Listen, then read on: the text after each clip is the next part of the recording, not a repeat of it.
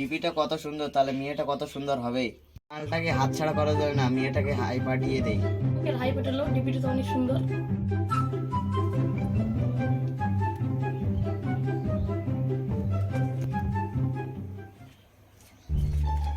Hello, যারে কথা বললাম সেই আমি। বাড়ি কোথায়? পেয়েছি। বাড়ি রামপুর। রামপুর, তোমার বাড়ি কোথায়? দেখা করার জন্য আমি উত্তেজিত হয়ে গেছি। রামপুর দিয়েছি, দেখা করতে আসো, করতে আসো।